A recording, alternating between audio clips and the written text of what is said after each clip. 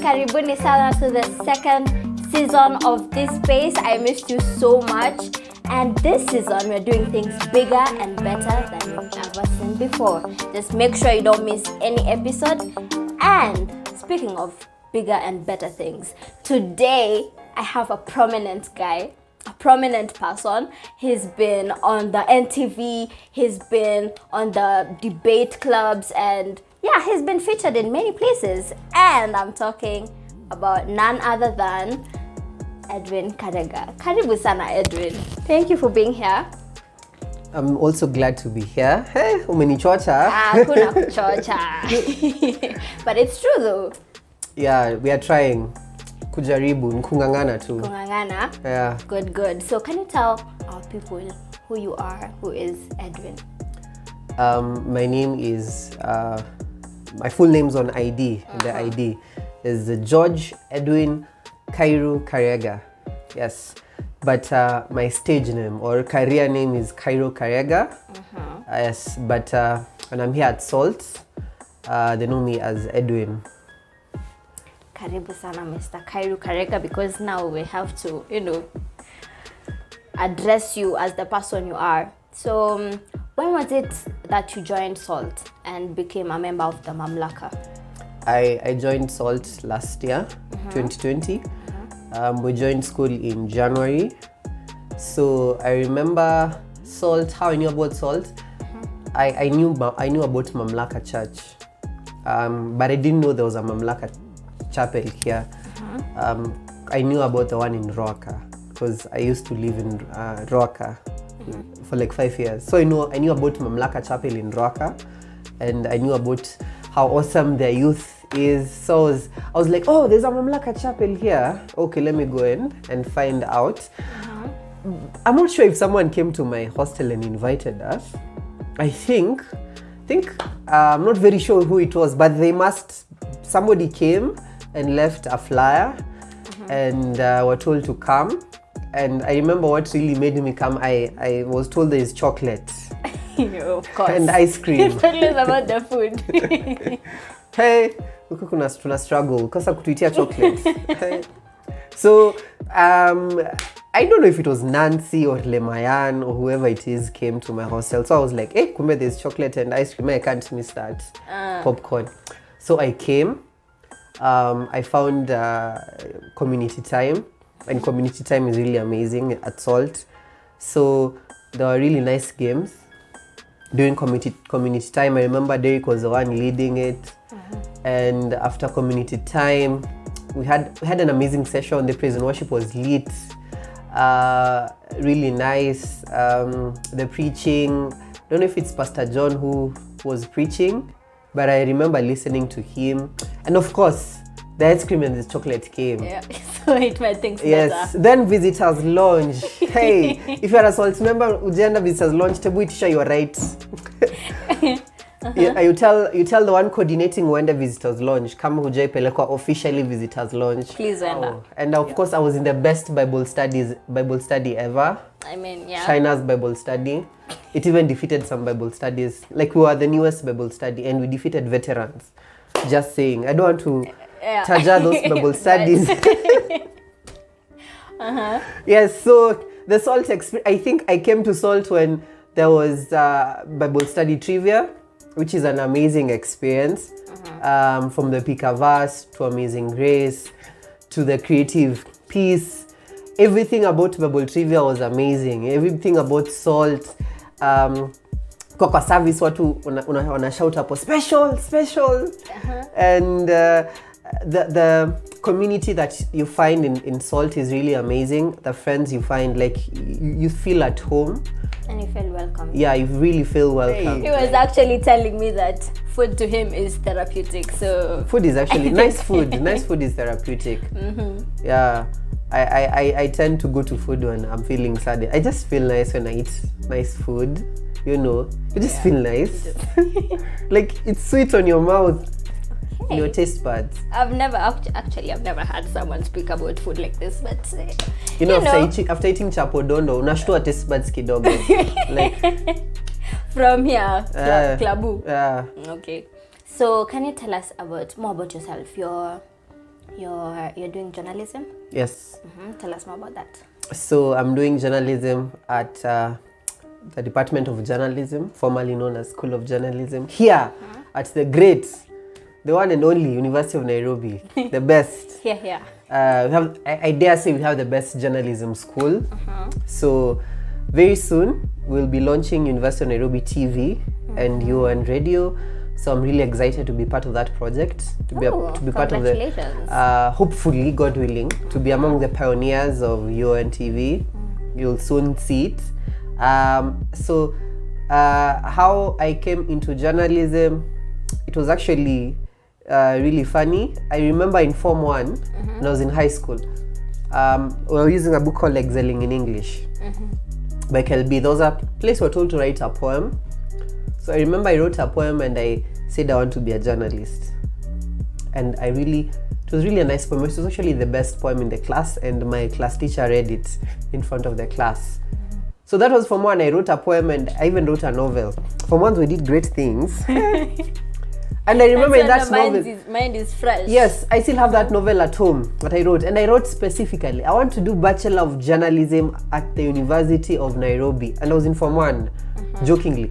But then after Form 1, unajua tu, especially ukiwa Form 1, you want to become, after reading Ben Carson's book, of course, I wanted to become a neurosurgeon. Yeah. Then there's this pilot who came to school. I wanted to become a pilot. Akatuongelesha, I was like, God, this is my portion. I want to be a pilot. Mara, some lawyers came during church service. I was like, I've been touched. God, you want me to fight for the poor in the community, the women, the disadvantaged. So I kept on changing my courses literally every year. Every year I wanted to be something new. So by the time I was finishing Form 4, I wanted to be a lawyer. And I remember I was so excited about doing law, but my motivation was not the right motivation. I wanted to just get away from home. So I had chosen universities that are very far away. Egerton, Moi, Kabarak, law. UN was just kujaza list. Like, I was very sure I'm going to Nakuru. I had even joined Egerton University groups on Facebook, on WhatsApp. Really? And everybody's asking me, umetoka course gani? I'm nafanya law Egerton. Hey! Because I was sure my class points zimeingiana, lakini cost ni nani?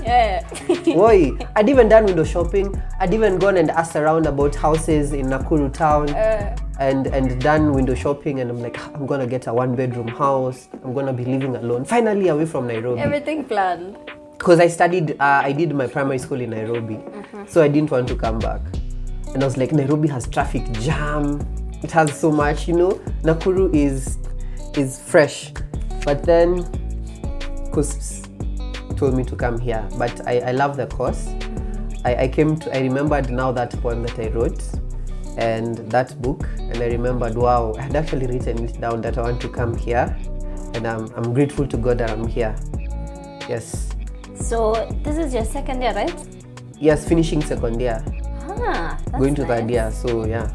Going strong. Yes. Your N is just amazing. The best. Okay. Kuja. Kujeni in large numbers. Okay, so when did you begin your Christian journey? It was actually funny. I was in class 8. I remember I was just seated watching TV, and I was scrolling. I was looking for Kiss TV. I really loved Kiss TV. But the channels that zinakuja ni hizi za preaching, which I really, at that time was like, these were boring. These channels which my mom likes watching. So I'm looking for music. It's just preaching until I was like, I'm bored. And the remote stopped working. It stopped at a certain station. So it just stopped. Like, the remote was not working, and I was too lazy to go and change it manually. And I was just there listening for the first time, the preaching which I thought was boring. And I got born again. Amazing. From just listening. I remember by the time it was ending, I was on my knees praying and crying to God and telling God, I want this Christ, I want this God. Like, and funny thing, after that all happened, the remote worked. And I was not even interested in switching the channel. I started now watching Christian content, preachings, music. Like, I used to think they were boring. By that time, when the grace of God came down, and I was just got born again in my room alone. Realized this is God, because I can't do these things on my own. Yeah, so that's how my faith journey started, and up to here where I am, it has been God. Okay, so what is the final word you will tell our viewers? Go for your dreams. I'm still working on mine. I'm not reached there. I have a YouTube channel. I struggle too, huko. But don't give up. There was a time I was almost giving up. I remember one of my TikTok videos. I posted a video on TikTok. It went viral. 30,000 views in one day. I actually deleted it. People started writing hate comments. Yeah, you should always expect. And I was like, God, me, I'm not doing journalism anymore. I really wanted to quit the course because I could not handle the comments. They were too much. I've never seen so much hate in my life. And the video was going so viral. And the funny thing is, my eyes were just concentrating on the negatives. Like, it's so hard. There's so many other comments. Hey, nice work, nice content. But zile mbaya za wale watu bedsitter pale Roysambu wanaandika paragraph ndo naziangalia. So it actually made me want to quit journalism. It made me ask myself, will I be ready when I get into the limelight? Will I be ready for such comments? Will I be ready for hate? And of course, there's also love. So I took time off. I took a break. I'm glad that time was the corona period time. So I went to Shags and just took a break. And that's the time I did my short film called Surrounded. It's on YouTube at my channel Kairu. So I was like, God, I'm surrounded by so many things. All these hate comments are surrounding me, thoughts telling me I'm not good enough, and you're not good for the camera. I will just go behind the scenes, go and do PR or DevCom. Don't do broadcast journalism because you have not yet specialized. And then my dream was to do broadcast. So I was surrounded by so many things. I wanted to give up completely on my dream of being in the media because of just that one video, and I deleted it. I wanted to give up, but then I was like, yes, I'm surrounded by all these things, but I'm also surrounded by you, God. I might be surrounded by my weaknesses. I might be surrounded by thoughts telling me I'm not good enough, my insecurities, all these things, my imperfection. Yes, it may look like I'm surrounded, but I'm also surrounded by you. From the song, I don't know if I'm not a very good musician, although niko Soul's worship ministry. Hata nilishanga nilipasi hizo auditions aje. But it may look like I'm surrounded, but I'm surrounded by you. It may look like I'm surrounded, but I'm surrounded by you. And this is how I fight my battles on my knees. This is how I fight my battles. This is how I fight my battles. This is how I fight. So I realized that I'm surrounded by a great cloud of witnesses. Angels cheering me on. God cheering me on, telling me, go on, I'm proud of you. And it was from the Bible of these people, this prophet who had been sent. And it seems like they were surrounded by people, but there were some angels who were surrounding them also. They seemed like they were surrounded, but they were surrounded by a great cloud of witnesses. So that really gave me hope. And I was like, yes, there's all this, but I'm not going to give up. Just go for your dream. If it's something that God has put in you, don't give up on it. Go forth. God has given you the strength, the ability, the courage, the wisdom, and He'll even put you with people that will help accelerate you to your dream. So yes, you may look like you're surrounded, but you're surrounded by God. So welcome, Sana. Thank you for coming. And we're gonna see him again at the other segments. But up next, take 5. My city, my city, my city. My city, my city, my city. Hi everyone, karibuni sana. We are so excited that we've been able to start season 2 of this space, and especially to invite you to this segment, Take 5. We are again here, myself, Pascal, and with my good friend Bundi, here to do this again. Hey. I know you're excited about this. Just for those who are joining us maybe for the first time, here at Take 5, we address a question or concern pertaining to the Christian faith, both for believers and for non-believers. Bundi, it's been quite a while since we did this. Hey, what it have you has, been doing all this time? well, apart from the many vacations I've been taking, especially the Maldives was pretty nice that time of the year. It's nice to have been back. You know, the airplane tickets, the submarines that we had to use. Really doing well. It's interesting you should say you're in Maldives because I was in Moldova myself. The scenery there is good. I mean, those guys have great things. If you're, are you saying Bungoma? No, Moldova. Yes, okay. It molded me into the person I'm now becoming. Molded you over. Yeah, molded me over. Yes. And I can see something's happening. I don't know if you're copying me. Yeah. But anyway. All right, guys. So it's time for us to take 5. So today's question is a very, very interesting question. Today we're asking the question, Bundi, does God love us just the way we are? Does God love us just the way we are? Is He ever disappointed when we are morally not perfect, when we still have sin with us, and we still are stained with our imperfections, when we sin against Him, when we rebel against Him and are disobedient to Him? Does He have an issue with that? Or does He just love us the way we are? Anything to say about that, Bundi? Hey, that's a really good question, because probably underneath that question, the person asking the question may be asking, does God want to change me? Because no one can doubt God's love in light of the food that He gives us, the air that we breathe, the sun that rises in the morning. There is an assurance of His love, but you want to know to what extent. Does He have a hidden agenda to just come and change, disrupt my plans, and this is what I want? No, this is what you will do. And so it seems like God is this authoritative ruler who is a killjoy. Anything you want to do that is fun, He wants to come and destroy. I'd like to push back on that and say that, let me give you an analogy probably. Think of this couple that gets married and they have a child, and the love that comes upon that child, it's amazing. The love that we give to newborn babies. I have friends who experience that. But 2-3 years, okay, that's okay. The child is suckling, crawling, and gaga, go, even can't even pronounce abuju. And they still love that surrounds that child. But let's say a child turns 5, still crawling, can't form up sentences. They call you Baba or Dada.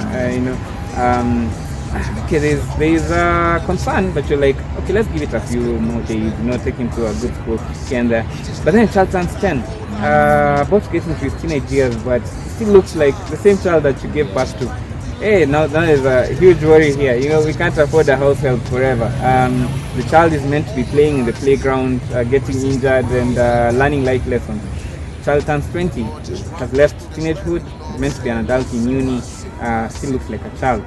There is an overwhelming concern that this love just can't make up for. You genuinely love them, but it's not turning sour. It's more of tolerance of the child. Now turns 50. It's not meant to be a grandfather this time, having children of his own and stuff like that. God does love us as we are, but not to the extent that He will leave us as we are. He does have an agenda, a loving, good agenda for His glory and more so for your good, to turn you from the sinful creature that we are into the image of His Son, and that is good news, and He has gone to great lengths to do that, and that's why I think Romans 5:8 exists. God's love is shown in this way, that whilst we are still sinners, Christ died for us, and we're able to see the pattern that He wants for His child. You're born again. He doesn't want you to be a child forever. He wants you to grow into maturity, so that His love will be perfected in you once you are in the image of His Son, Jesus Christ. And Alright, interesting. I think what I'm picking up from what you're saying, is that the fact that God loves us, even with all our imperfections and our sins and our disobedience towards Him, that God's love is not an approval, that we can continue in such ways, that we do not need to change. I think I'm pretty much thinking of a scenario where you have seen a beggar on the side of the road, and of course you don't approve of the fact that they're there, they don't have anything to eat, you know, they're dirty, they need to, you know, be cleaned and be healthy and eat good food so that they can be okay. And the fact that I love them doesn't mean that I leave them the way they are. I actually help them to rise up from their, you know, poverty and bring them to a place where they are actually clean and have good food and healthy. And I think that's what God is doing with us, right? That the fact that we're sinful, God wants to, out of His love, grab us from that and really help us go into His life. His love really is shown in deeds. Our love for Him as well will be shown in good deeds. A couple, I don't know, I talk about couples a lot, dating, want to get married. That's how they love. You don't just love them for love's sake, you know. There is an end goal for their good and even for the glory of this thing that you're starting. I love milk, I love tea. For me to love tea, I have to appreciate milk for what it is and take it through the process to get tea. I love seeds, I love flowers and fruits.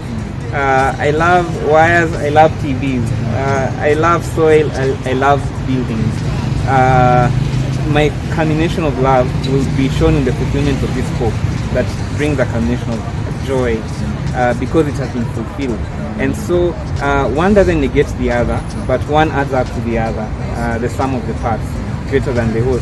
So I hope we get to a place whereby we can see God's love for us whilst we are sinners, not as an approval of sin, but a reminder that I'm going to take you through a process. It will be hard. Like Paul, I will show you how much you shall suffer for my name, for His glory and really for your good. Thank you so much, Kundi, for helping us see that, well, indeed, God loves us and He wants us to take us through some processes that will help us get out of where we are right now to a better place, to get out from our sin to a state of being righteous before Him. And that's what we'll be looking at in the next episodes of this space in this segment, Take 5. But for today, as your host, Pascal Bundi here, thank you so much. Until next time, that was Take 5. See you guys. You know what I'm saying?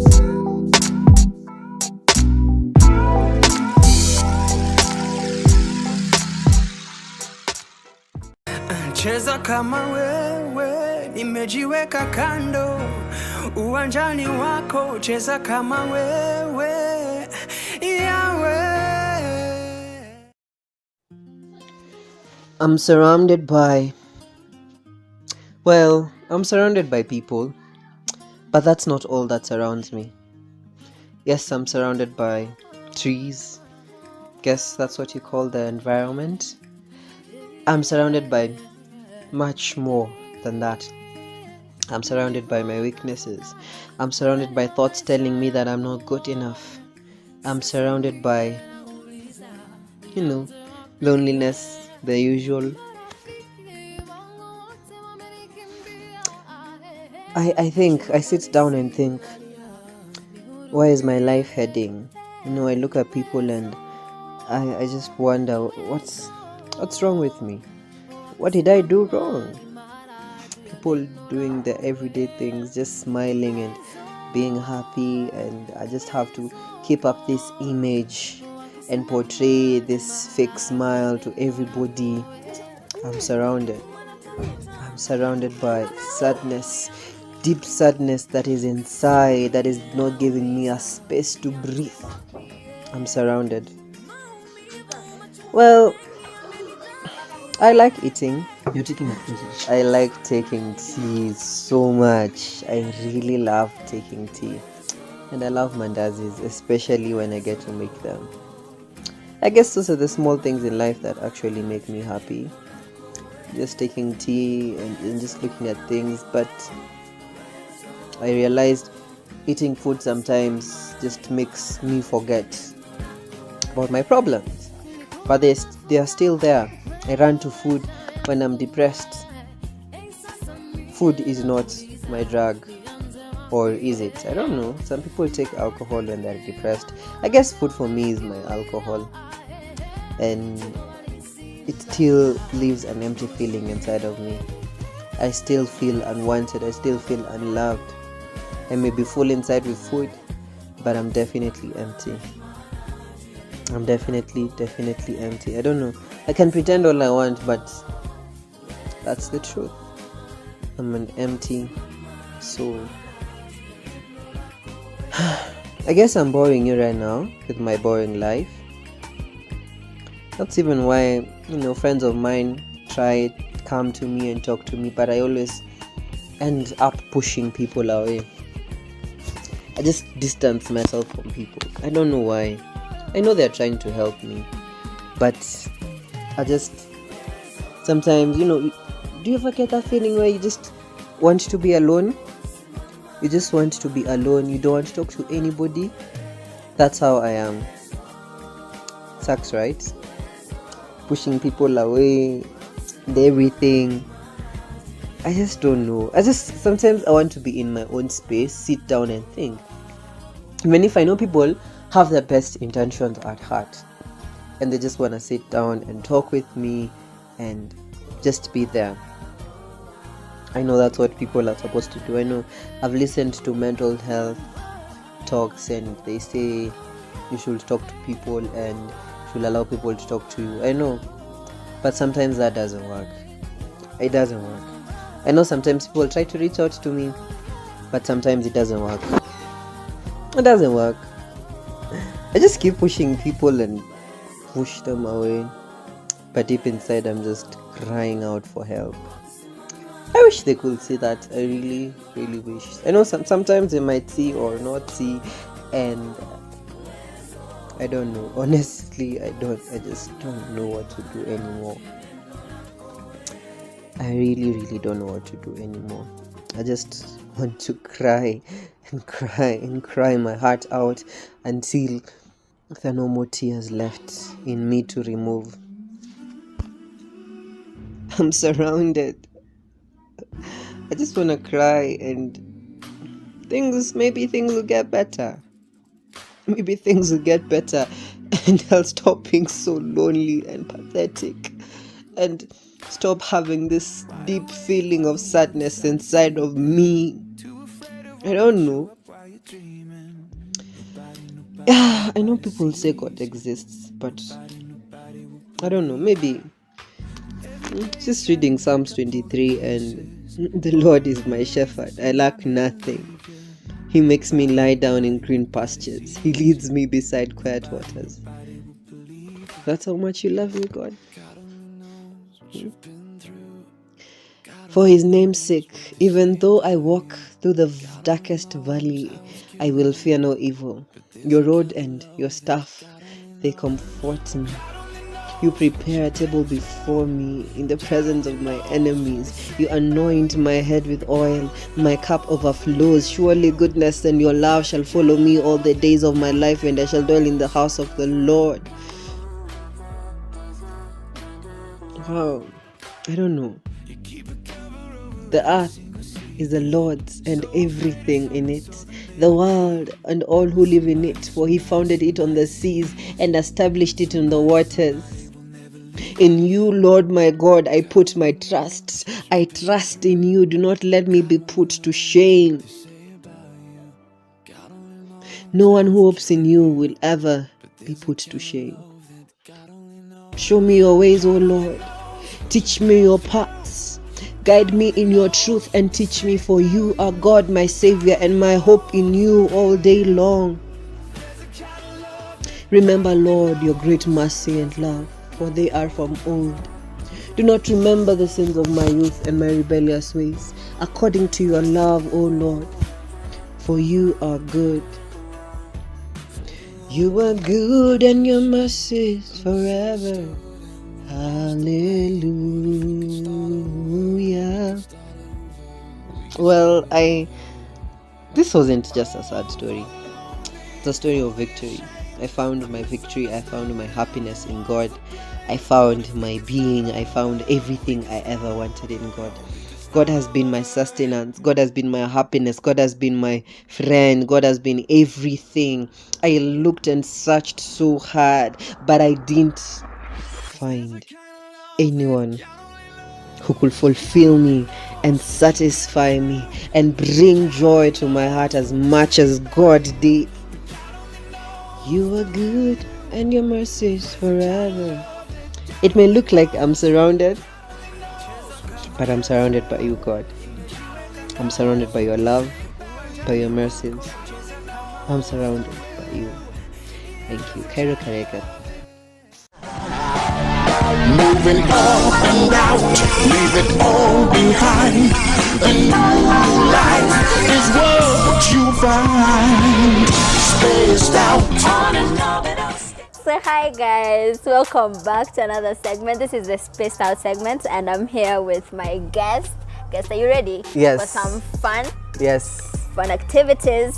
So as you can see here, I have this Jenga structure. I'm sure some of you or most of you are acquainted with it. So basically what we're gonna do today is you're gonna try to remove the blocks and making sure the structure does not topple over. Yeah, so that is what you're gonna do. Are you ready? Born ready. You're always born ready. Okay. Yes, you're ready So to have he's- fun and probably take some Fanta. No. No. Okay, so we begin. I'm gonna drink it. Let's start. You can take from anywhere, Apart from the top. but from the top.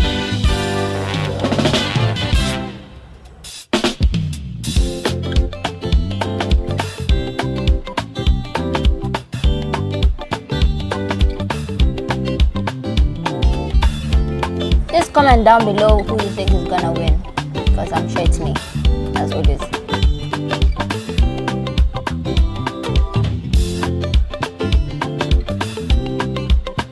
Guys, it's ngumu.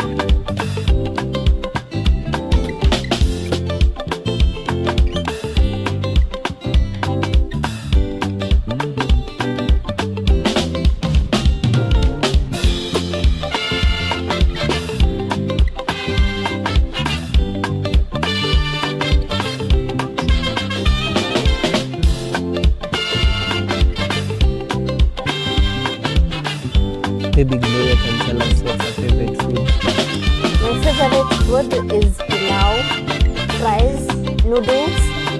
Yeah, all those yummy comes. My favorite.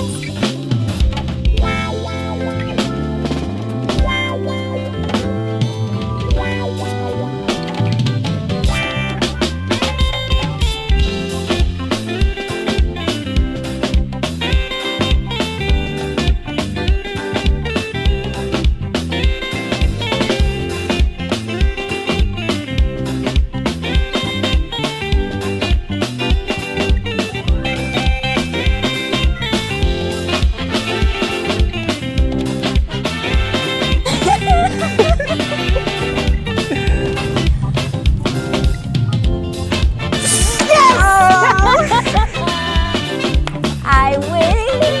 I win! I win! Ah, You wanna do a little dance for the winner?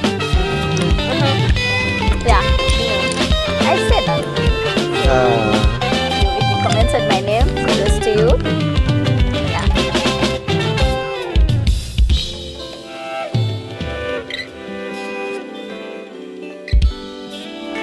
So guys, we are coming to the end of the show, and as we all know, we have quick fire hydrants here, and my guest is gonna answer one word or one phrase answers. Are you ready? born ready. Are you ready? Born ready. I was born for this And the stuff. 60 seconds starts now. Okay, so who's your hero? Timothy Otieno. What really makes you angry? Being hungry. Who's your what is your proudest accomplishment? Getting a medal. If you could hire someone to help you, would it be with cleaning, cooking, or yard work? Cooking. Really? Okay, which one would you rather do? Wash dishes, clean the bathroom, or clean clothes? Clean the bathroom. Really? What would you sing at karaoke night? Oceans. Okay. What was the last movie you went to? Movie. Never have I ever. What makes you laugh the most? Cartoons. What motivates you to work hard? God. What is your biggest fear? Snakes. What two radio stations do you listen to mostly? Pal Radio. Two radio. PAL Radio, And Classic 105. And Immeasure.